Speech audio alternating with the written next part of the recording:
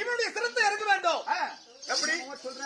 ஆமா, அவன் சிறுத்தை என் மகன் சிறுத்தை, நான் எப்படி மாமா இருப்பது? மாமா மாமா என் அம்மாவுக்கு கண்ணு கொடுக்கணும். என்னாலதான் வேணும்னா உன்னாலதான் வேணும். நான் சாகுறேன். சாவு. நான் இப்பயே வெட்டிக்கிறேன்.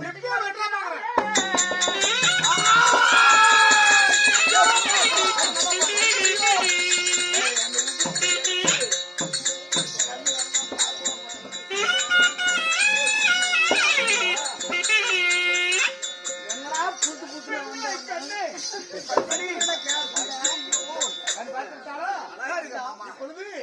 இவனுக்கு இந்த கண்ணை கொடுத்ததுனால் அந்த நாகத்தினுடைய ரத்தத்தினால் இவனுக்கு கண் வந்திருக்குது.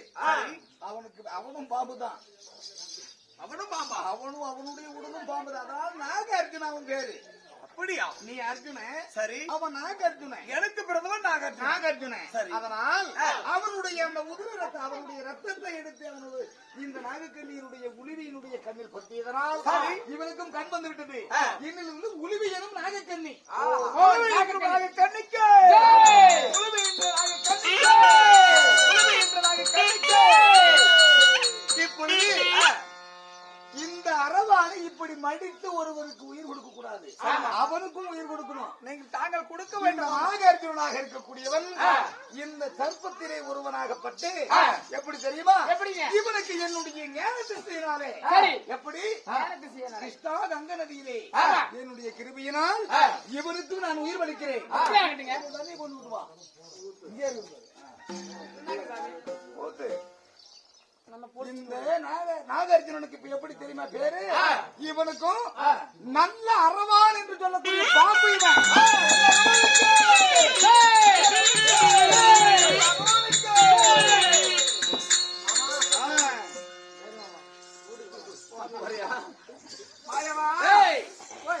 நல்லரவானாகப்பட்டவன் எனக்கு எதிரி. உங்களுக்கு எதிரி? ஆமா.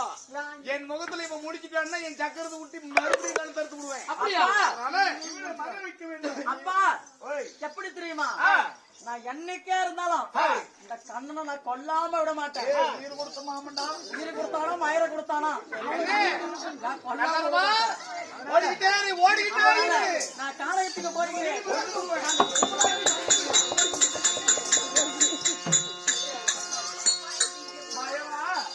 பெண் பாவம் பண்ணாத பாவம் பாருங்க. இந்த பெண்ணுக்கு திருமணம் செய்யணும். இப்ப இந்த உயிரி சும்மா போனீங்கன்னா மறுபடியும் நீ பாவத்துக்காக மறுபடியும் கல்யாணத்தை பண்ணி இப்படி எனக்கு முன்னாலே கால பிடிக்கிற மாமா மாமா என்ன வேணும்? கல்யாணம் தான் வேணும். இப்ப ஆமா தாலி எங்க இனிமேல் குடும்ப கட்டுப்பாடு